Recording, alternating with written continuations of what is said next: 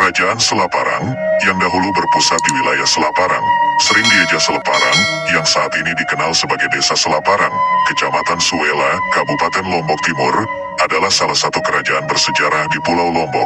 Meskipun asal-usulnya tidak sepenuhnya jelas, sejumlah sumber yang dapat dipercaya telah mencatat kisah menarik tentang pembentukan kerajaan ini. Salah satu versi cerita mengatakan bahwa berdirinya kerajaan Selaparang tak bisa dilepaskan dari sejarah masuknya Islam di Pulau Lombok. Sebuah naskah lama dalam bentuk daun lontar menyebutkan bahwa Islam pertama kali dibawa dan disebarkan di pulau ini oleh seorang mubalik asal kota Baghdad, Irak. Mubalik ini dikenal sebagai Asy-Syaikh As-Sayyid Nurur Rasyid Ibnu Hajar Al-Haytami atau yang lebih akrab dengan sebutan Ghaus Abdur Razak. Selain sebagai penyebar agama Islam, Ghaus Abdur Razak juga diyakini menjadi pewaris para sultan dari berbagai kerajaan di Pulau Lombok. Perjalanan Ghaus Abdur Razak ke Pulau Lombok terjadi sekitar abad ke-13 Masehi, sekitar tahun 600-an Hijriah. Dia pertama kali tiba di Kabupaten Lombok Utara yang disebut Bayan. Di sana, Ghaus Abdur Razak menetap dan memulai misi dakwahnya. Selama berada di pulau ini, dia juga menikah dan memiliki 3 orang anak dari istri pertamanya, Sayyid Umar, yang kemudian menjadi Datu Kerajaan Pujut di Kabupaten Lombok Tengah, Sayyid Amir, yang memimpin Kerajaan Pejanggik di Kabupaten Lombok Tengah, dan Syarifah Komariah, yang lebih dikenal sebagai Dewi Anjani. Kemudian, Ghaus Abdur Razak menikah untuk kedua kalinya dengan seorang putri dari Kerajaan Sasak. Dari pernikahan ini, ia memiliki 2 anak lagi, Sayyid Zulkarnain, dikenal juga sebagai Syekh Abdurrahman atau Ghaus Abdurrahman, dan Syarifah Latifah, yang memiliki julukan Denda Rabiah, Sayyid Zulkarnain. Pada akhirnya, mendirikan Kerajaan Selaparang dan menjadi datu pertamanya dengan gelar Datu Selaparang atau Sultan Rinjani. Kerajaan Selaparang, dengan sejarah uniknya yang berakar dalam perjuangan penyebaran agama Islam dan pengaruh besar Ghaus Abdur Razak, menjadi salah satu aspek menarik yang perlu dijelajahi di Pulau Lombok. Di balik pesona alamnya yang memukau, sejarah ini memberikan dimensi tambahan yang memperkaya pengalaman wisata di pulau ini. Mari kita terus menjaga dan menghargai warisan sejarah yang berharga ini, sehingga generasi mendatang juga dapat menikmati dan menghormatinya. Kerajaan Selaparang, demikian namanya, memiliki catatan sejarah yang penuh perjuangan, kejayaan, dan pengorbanan.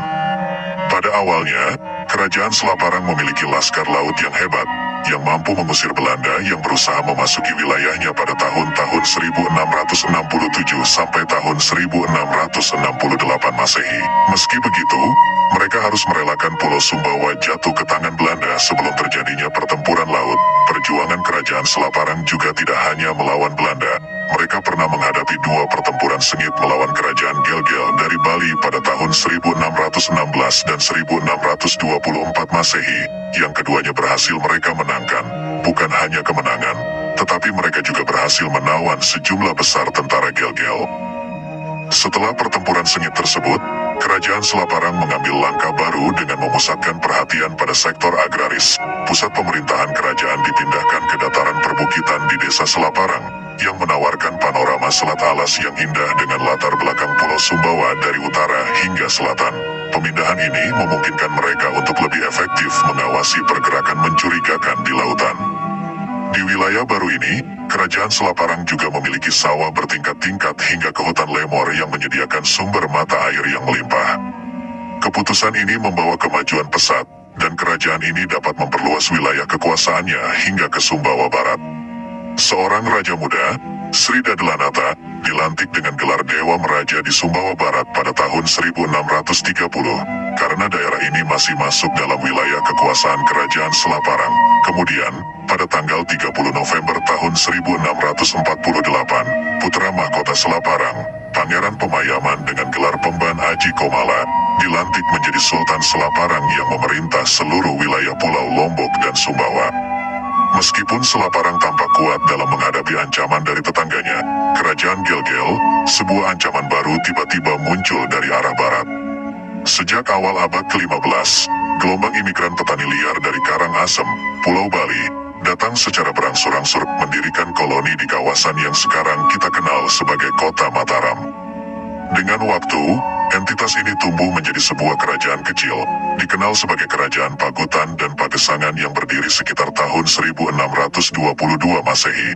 Kehadiran kerajaan ini hanya 5 tahun setelah serangan laut pertama oleh kerajaan Gel-Gel dari Bali Utara, atau 2 tahun sebelum serangan kedua yang berhasil dipatahkan oleh pasukan Selaparang.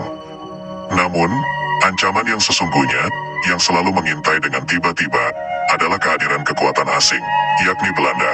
Ancaman ini tidak bisa diabaikan, terlepas dari seberapa kuat Selaparang melawan tetangganya.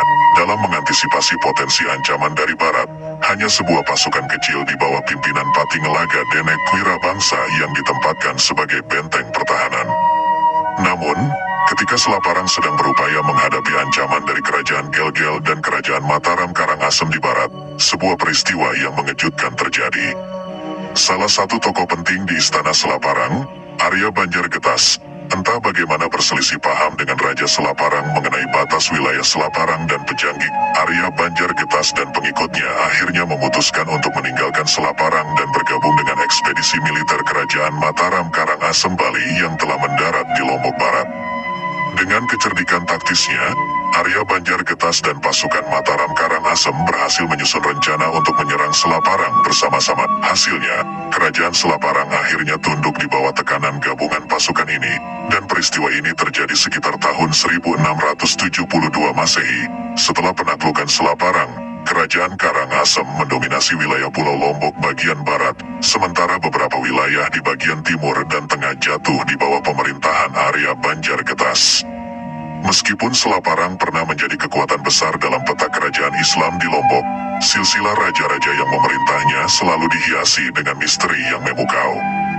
Bayangkan sebuah kisah epik di mana agama Islam pertama kali datang ke Lombok melalui tangan seorang mubalik pemberani dari kota Baghdad yang bernama Ghaus Abdur Razak.